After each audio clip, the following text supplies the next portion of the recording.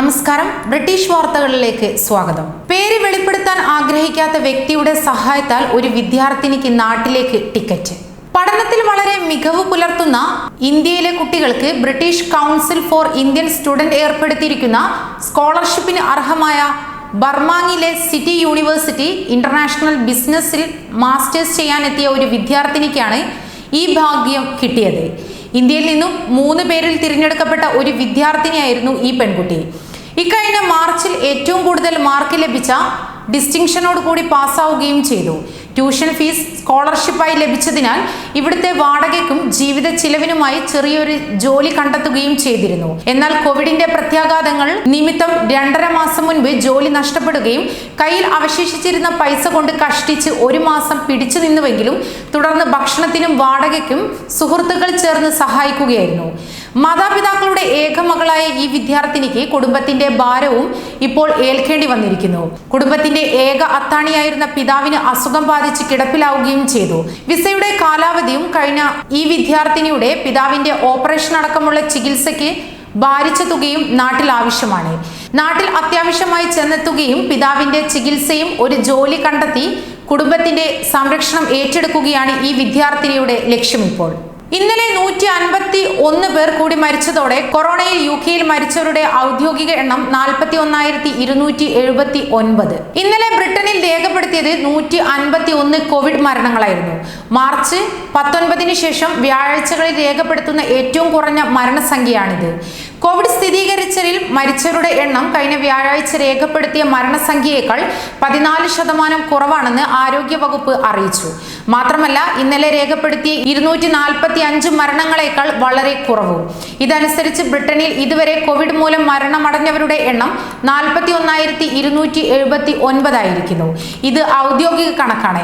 മറ്റൊരു കണക്ക് കാണിക്കുന്നത് മരണസംഖ്യ ഇപ്പോൾ 50,000 കടന്നിട്ടുണ്ട് എന്നതാണ്. കഴിഞ്ഞ 4 ദിവസമായി ഒരു മരണം പോലും രേഖപ്പെടുത്താതിരുന്ന നോർത്തേൺ അയർലൻഡിൽ ഇന്നലെ ഒരു മരണം രേഖപ്പെടുത്തി. ഇന്നലെ പുതുതായി രോഗബാധ സ്ഥിരീകരിച്ച 1266 ഉൾപ്പെടെ ഇതുവരെ 2,91,000 പേർക്കാണ് ബ്രിട്ടനിൽ രോഗം സ്ഥിരീകരിച്ചിരിക്കുന്നത്.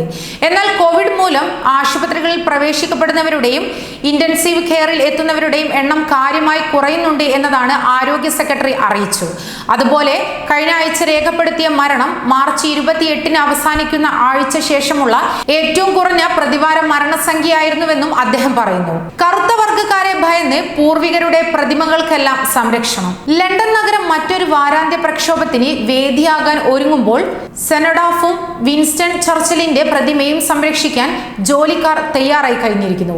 ബ്ലാക്ക് ലൈവ്സ് മാറ്റർ പ്രക്ഷോഭകർ ഇവ നശിപ്പിച്ചേക്കും എന്ന ഭീതിയിൽ വ്യാഴാഴ്ച രാത്രി തന്നെ ഇവർക്ക് ചുറ്റും സംരക്ഷണ കവചവും ഉയർത്തി കഴിഞ്ഞിരിക്കുന്നു. കഴിഞ്ഞ ദിവസം പ്രതിഷേധത്തിനിടയിൽ ഒരു പ്രക്ഷോഭകാരി വിൻസ്റ്റൺ ചർച്ചിലിന്റെ പ്രതിമയിൽ അദ്ദേഹം ഒരു വംശവെറിയാണെന്ന് എഴുതി വെച്ചിരുന്നു. മാത്രമല്ല മറ്റൊരാൾ സെനറ്റോഫിൽ ഉയർത്തിയിരുന്ന ദേശീയ പതാക കത്തിക്കുവാനും ശ്രമിച്ചിരുന്നു. 1-ാം ലോക മഹായുദ്ധത്തിൽ മരണമടഞ്ഞ ബ്രിട്ടീഷുകാരുടെ സ്മാരകമാണിത്.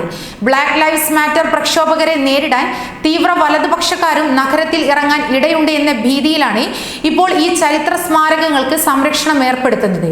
പ്രക്ഷോഭത്തിന്റെ ഭാഗമായി സ്മാരകങ്ങൾ നശിപ്പിക്കുന്നതിനെതിരെ കഴിഞ്ഞ ദിവസം ടോറി MP-മാർ പ്രതിഷേധിക്കുകയും ചെയ്തിരുന്നു. ട്രാഫൽഗർ ചതുരത്തിലെ ജോർജ് വാഷിംഗ്ടൺ പ്രതിമ, ജെയിംസ് രണ്ടാമന്റെ പ്രതിമ, നെൽസൺ മണ്ടേല, ഗാന്ധിജി എന്നിവരുടെ സ്മാരകങ്ങൾ എന്നിവയ്ക്കും സംരക്ഷണം ഒരുക്കിയിട്ടുണ്ട്. ബ്രിട്ടീഷ് ഹോം സെക്രട്ടറിയും ഇന്ത്യൻ വംശജയുമായ പ്രീതി പട്ടേലിനെതിരെ വംശീയ അധിക്ഷേപം. ബ്രിട്ടനിൽ നടക്കുന്ന വംശീയ വിരുദ്ധ പ്രക്ഷോഭങ്ങളെ കുറിച്ചുള്ള പ്രസ്താവനയ്ക്ക് മുൻപ് സ്വന്തം ജീവിതത്തിൽ നേരിട്ട വംശീയ അധിക്ഷേപങ്ങളെ കുറിച്ച് പാർലമെന്റിൽ തുറന്നു സംസാരിച്ച പ്രീതി പട്ടേലിനെതിരെ പാർലമെന്റിന്റെ അകത്തും പുറത്തും ആക്രമണം വ്യാപകമാവുകയായിരുന്നു. കുട്ടിക്കാലം മുതൽക്ക് തന്നെ താൻ ഇത്തരം പ്രശ്നങ്ങൾ അഭിമുഖീകരിച്ചുവെന്ന് അവർ പാർലമെന്റിൽ വ്യക്തമാക്കി. തുടർന്ന് ഒരു കൂട്ടം ലേബർ MP-മാർ പ്രീതി പട്ടേലിനെതിരെ തിരിയുകയായിരുന്നു.